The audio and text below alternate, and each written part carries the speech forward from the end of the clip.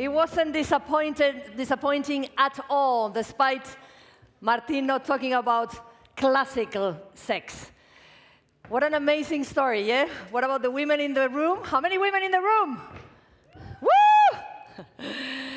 I love that sentence of women. We do so many painful things. This is just another one. Welcome, women. Women power. All right, we're going to go from making babies to crowdfunding. You know, the typical. Here we go. Recently, a number of notable tech companies have completed huge crowdfunding races by encouraging their customers to invest in them. And I wonder, why have they chosen this route, and what do they see as the benefits of having thousands of small investors? Do you wonder the same thing? I'm glad you do. We are too. To do that and to give us all the answers, we have a fantastic panel. Let me introduce them all, and then we'll give them a round of applause at the end. We have Darren Westlake, the CEO at Crowdcube, Guillermo Vicandi, co-founder at Bnext, Rob Moffat, partner at Balderton Capital, and to moderate, the great Charlie Hammond, strategic partnership at Curve. Let's welcome them all. Hello. Hey, welcome. Welcome, guys. Welcome, welcome. Thank you very much, Helena. So good morning, ladies and gentlemen, and welcome to the second session here at South Summit. As you've seen, the title of this session is Crowdfunding 2.0, the power of having your customers as shareholders. And we're going to explore this morning the evolution of crowdfunding and the benefits of crowdfunding beyond just raising capital. So we'll get onto that in just a second, but first of all, we should probably introduce ourselves. Perhaps if I go first, and then we can run through the panel here. So my name is Darren Westlake. I'm the CEO and co-founder of a company called Crowdcube. We are one of the largest equity-based crowdfunding platforms in the world. We're based in the UK, based in London and Exeter. We also have an operation here in Spain, based out of Barcelona. That's me. Carlos, do you want to start off? So I'm Carlos Silva. I'm co-founder of Cedars, the other one of the largest companies in Europe. Let's not get into discussion. Yeah, exactly. Yeah. So we're launched in the UK. We're operating Europe-wide. So I'm Rob. I'm one of the partners with Balderton Capital. Some research recently showed that we're the most active Series A investor in tech in Europe. And that is our focus, 100% on European founders building great global businesses, and 100% on technology.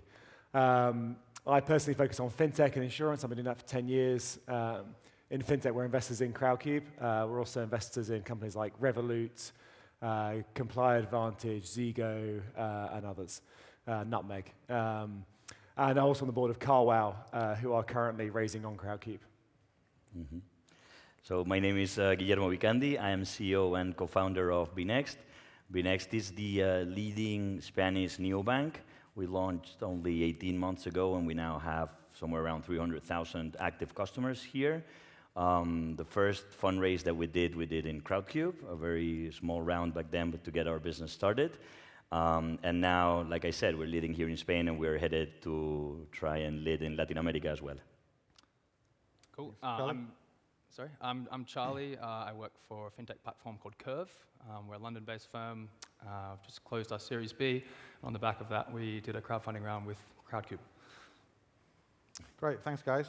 So we've noticed a trend recently, probably over the last year or so, in the crowdfunding industry, whereby companies are coming to raise money on our platforms, but they're not. The main purpose of their raise is not to raise money. It's not about the capital growth. It's about other benefits of crowdfunding beyond just the capital.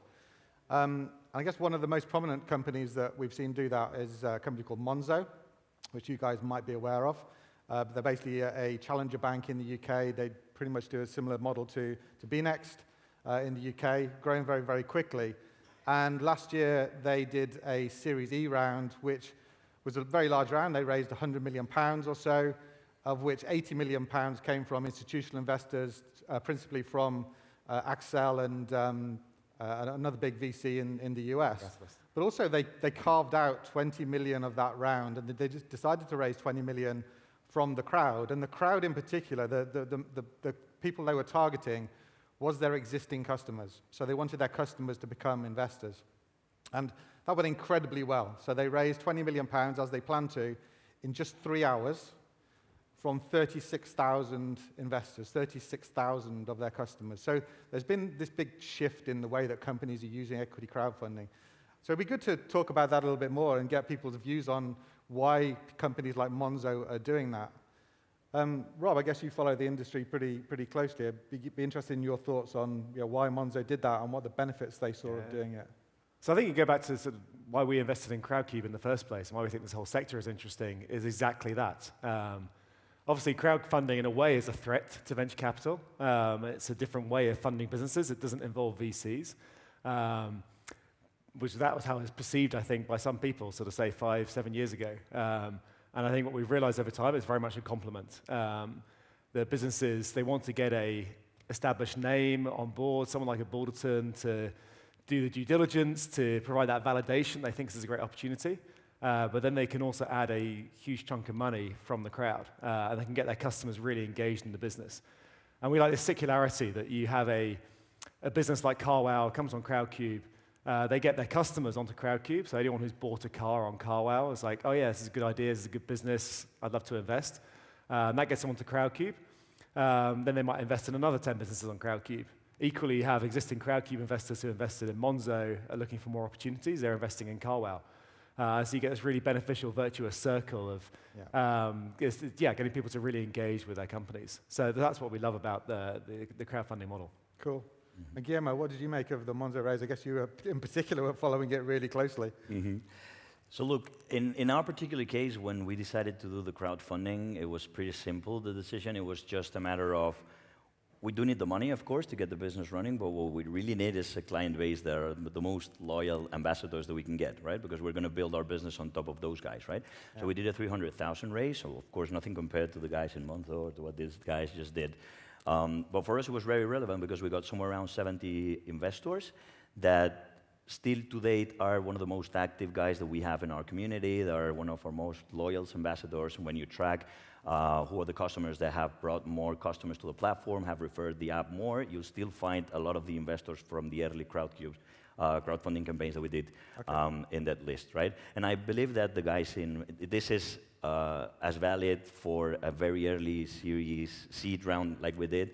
It's as valid for a series B or C or later on, right? You want to sort of thank the customer base that you have got that have helped you put the company where it is. You want to thank them, sort of sharing your success with them somehow, right? So I think it's a way of getting more engagement, getting more ambassadors, and at the same time sort of thanking the guys that have helped you get where you are today, right? Yeah, definitely, yeah. And you were telling me backstage about what's important to your business at the moment is that customer engagement, but also the word of mouth and the referral from customer to customer. And the way that you acquire new customers, right? Absolutely. So for us, it's somewhere around 70% of the customers that we acquire come either organically and by referral. And what's interesting is that this number is not now that we've got a big client base that's happening that way, but rather from the very beginning we've seen that sort of virality, if you wish, right? Yeah. And I'm pretty sure that a part of that is because the customers were our investors. Our first customers were also our first investors, so they were very active in the community, very actively inviting others, very actively collaborating with us in building the app as they wanted it. So I think that we were able to get very relevant feedback on what our clients are looking for, and we built the app on top of that, right? Yeah, and it's still working to date. Yeah, I mean, we had some of the stats Monzo came out with from the results of their raise, and two were really interesting and relevant to what you're talking about. The first one was they said that the people who are customers and also investors are 43% more active on their app than other people. And also, they are 3 times more likely to refer somebody to use it and to become a new member. So they're really strong metrics that have come out of it. Carlos, any comments on kind of Monzo and any of the big raises that you've done on Seeders that have kind of done it for more than just money? No, I agree. I think that a lot of the value of equity crowdfunding comes not from money, but it comes from the other things that are involved in around, like you were talking about competition between VCs and equity crowdfunding in a way. And if you look at only the monetary part of it, VCs also compete directly with other VCs and other forms of financing. But at the end of the day, the reason why you involve multiple VCs in a round is because you get the best of each VC to help you with specific things. The same with equity crowdfunding. Like you're getting the upside of equity crowdfunding for specific things alongside the VCs. So for instance, as you mentioned, the connection with the client base is absolutely key to an equity crowdfunding raise. So, for instance, when we had Chapel Down, which is a listed company, raise money through us, why would a listed company raise money through equity crowdfunding? They could raise directly through the stock market. Well, the reason is precisely because they wanted a bigger connection with their client base. They're one of the largest wine producers in the UK. And the fact that they had such a large amount of people investing in them through an equity crowdfunding campaign created a really close connection, not only with the brand, but also with the vineyards. They go on tours and stuff like that, and that's a very close connection. Revolut is another great example, similar to Curve and Monza.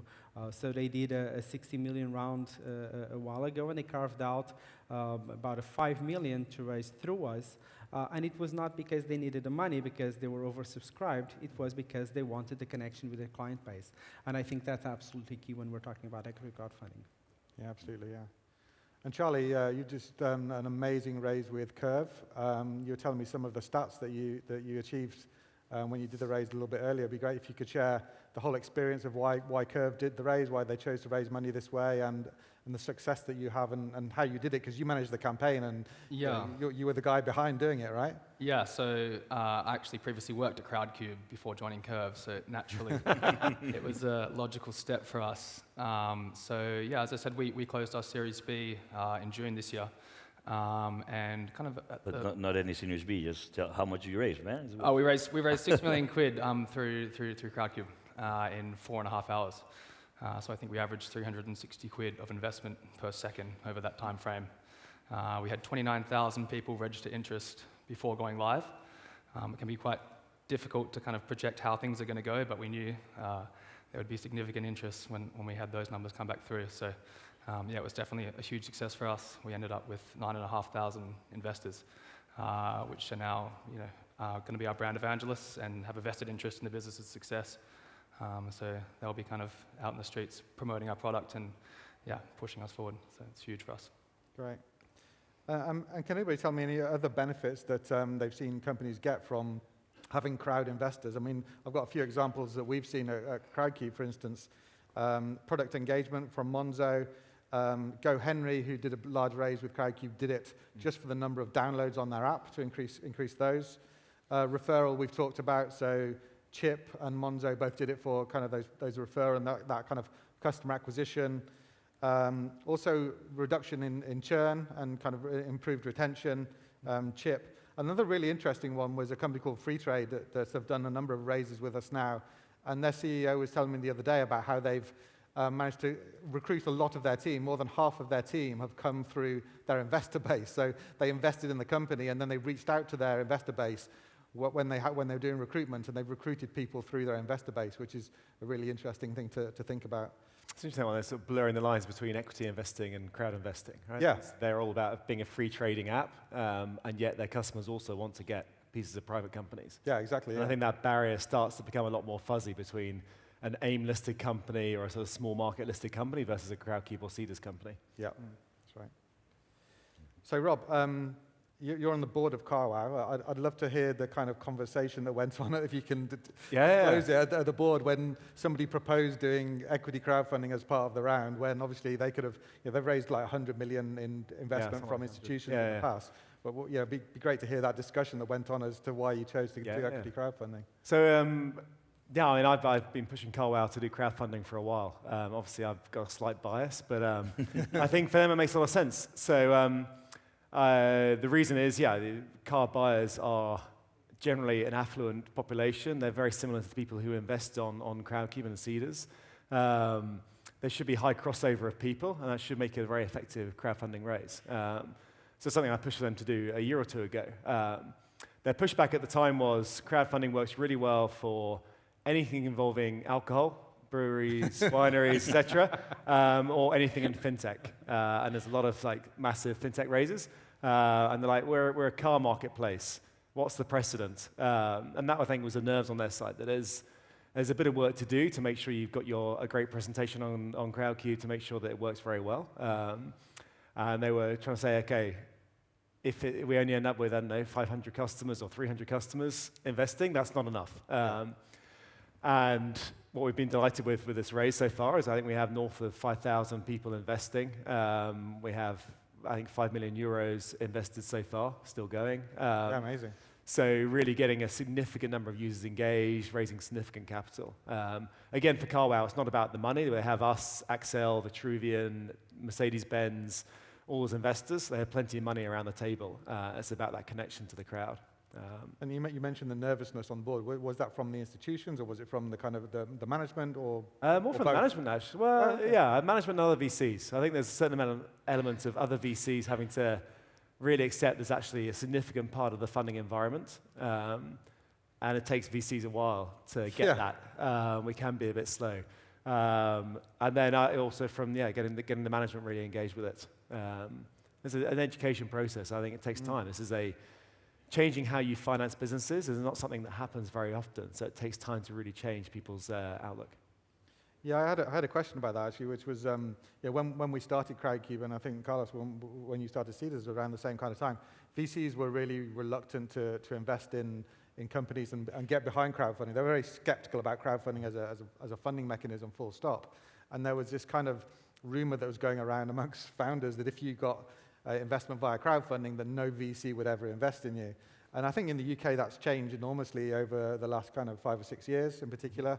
I'm not sure that perception has changed so much in other countries, and our head of Spain tells me it's less like that in Spain at the moment. But Carlos, did you experience that? And what do you think has kind of changed in VC's mindset since those early days that we experienced? Yeah, for sure. I think that one of the main challenge that Seeders had, and I'm sure you guys face the same challenge, was educating not only the entrepreneurs but also the institutional investors. As you said, the initial idea was they're direct competitors, they're going to be stealing our market. But I think that nowadays there's a lot more of cooperation rather than competition in this field. And as I said, VCs cooperate with one another. They share deals. They share deals because they want the skill sets of other investors around the table. And equity crowdfunding ends up falling into that equation as well as something else that brings a different kind of advantages to the table, a different kind of upside to the table. And I think that has changed a lot. In the UK, as you said, it's probably the more mature market in Europe on this front. Other markets are still lagging behind, but we can see the difference. We can see things are definitely changing. I don't know about the Spanish market in terms of this competition versus cooperation approach, but for instance, in Portugal, I think that has already changed quite a lot because of the fact that me being one of the co-founders of Seeders and me being from Portugal, the education part has kind of moved a little bit faster, but it's still ongoing. I don't think we're still there yet, but it's certainly moving in the right direction, and I think there's both parts see a lot of value of having the other ones around the table as well. Yeah, definitely, yeah.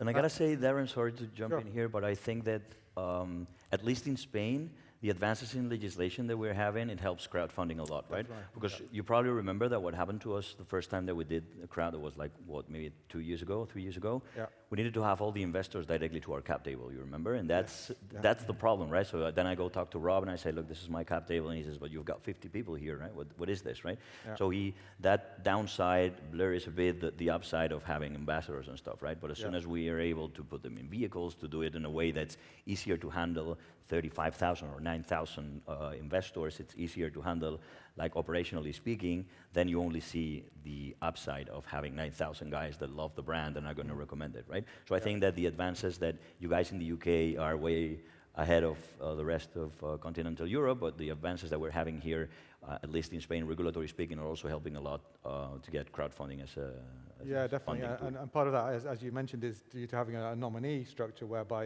your cap table is much simplified, and we offer that through Crowdcube Spain at the moment. But I think other platforms, because of regulation, are unable to offer that. But that is about to change because regulation across Europe is about to change as well. Yeah. I think, to be honest, I think that's a major milestone for Europe. I think one of the big advantages of the UK, and one of the reasons, I don't know about you, but one of the reasons why we decided to start in the UK, it was not only because it was the most mature market in terms of entrepreneurship, but also because the regulatory regime was more adequate to what we're doing. In Europe, that's been very different, and it's been a lot more difficult for us to operate. The new European regulatory regime is not perfect, but it's certainly way ahead of what we had before, and I think that's going to open up Europe in a way that hasn't been done before. It's going to make a huge difference, and it increases credibility as well in new markets, without a doubt. We saw that in the UK. Yeah. So obviously, with raising money from such large amounts of people, how many people invested in Curve? Just over 9,500. That's a lot of people. So I guess one of the obvious questions is, how do you then manage that investor base? That's a lot of people to manage and make sure that they are engaged. And how do you make the most out of that connection that you have with those people? Charlie, any ideas on that? Yeah, well, we're still in our infancy of figuring that out, I guess. Sure. Just floating around. But yeah, that can be something that people find intimidating when they're considering something like this. But for us, it's very much a positive. We now have 9,500 people who are highly engaged with our product. So we'll be hiring a specific role to look after them, to engage with them and kind of help cater to their kind of their wants and their desires with the product and how we go forward. So we report on a quarterly basis to them. That's what we have planned. But more than that, we'll be doing specific community events to them to kind of engage them with our roadmap and keep them really in check with where the business is moving. And do you plan to have any kind of physical events or anything like that? I think that the most famous is kind of Brewdog. If anybody's aware of Brewdog, I'm sure many of you are. They have crowdfunded themselves many, many times and I think they have 120,000 investors now in their company. And they have these massive AGMs which they hire out a football stadium for and have a lot of beers flowing, I think. But and then Monzo did something a little bit tamer than that last year. Yeah. Have you guys got anything like that planned? Nothing in the works right now. Our investor base spreads across Europe as well, so we're probably looking to do more things like live events and live panels where we can kind of preload questions and make sure we're not just catering towards that UK segment of our investors. Yeah. But yeah, it's definitely something we'll be pushing forward. Guillermo, you got any thoughts on plans on how you're going to manage? Because you're about to do another crowd fundraise in the next few weeks, I think, aren't you? That's it. So we just recently closed our Series A that we did a... Congratulations. Congratulations. Thank you very much. And yeah, we're planning to do crowdfunding that's going to be live in 3 weeks from today. We're planning to beat some records, but having the guys with Curve here, it's difficult. Yeah. But yeah, we'll keep everybody posted because we're planning to do that. The problem in trying to do live events, Darren, here in Spain, is that you've got 9,000 investors in Spain and you invite them for beers and then 9,000 will show up, right? So that can be a problem. So we'd rather do that online, right? Nice. Sure. Very cool. Cool. I'm conscious of time. One last question to you all, perhaps. So what are your top tips for executing a successful campaign, and specifically for converting your community into shareholders? Perhaps we start with you, Charlie, who's done the best job of that so far, I think. I think probably the number one tip to remember is that communicating an investment proposition is very different to communicating your product. So you have to be careful that you're clear and put together a pitch that can kind of speak to a wide variance in your demographic. So we started very precisely with a short email introducing the idea of crowdfunding and explaining why we're doing it. And then as we went along in the process, spelt that out a little further. So I think the top tip would be to start small and then to build on that from there. Mm-hmm. Great, thanks. Yeah, I couldn't agree more. To me, it's key to be transparent, understand that the people that you're sending your message to are maybe not professional VCs, investors, so you really need to explain what you're doing, how you do it, how you're making money, what are your plans. It probably helps as well to build a successful crowdfunding campaign to do it alongside with relevant VCs, right? Because at some point the crowd investors will see, well, we got the guys in Balderton here, right? So it's probably, they have done their due diligence, right? So I can trust that. Yeah, definitely. And other than that, like Charlie said, just communicate it as transparently as possible so everybody understands what they're doing, and then keep track and keep them in the loop of what you're doing so they feel engaged and that the money that they put there is, it's bringing them additional value, not only the investment itself, no? Yeah, definitely, I agree. Yeah, I agree with both of those comments. I think, and the core of, I think, why people are investing on Crowdcube and Seeders in the end is that they want to get a return. And that's something I love about the platforms, is you're getting people who are not massively wealthy people investing in companies and making some great returns. If you're the first investor in Monzo, in Brewdog, in Revolut, you're sitting on some great returns there. Yeah. And I think how you get that across to the investors is really important. I think you'll have to get them to love your product as well, and that's what they really care about. But I think in the end, the success stories and the evidence of great investments for people is what's really going to continue to build these platforms long term. Yeah, because people won't come back unless they start to see those returns. And this is getting people to, who are normal people, investing £100, 200 euros into companies. That's the start of them doing equity investing. And equity investing is a very smart thing for people to do in general. Great.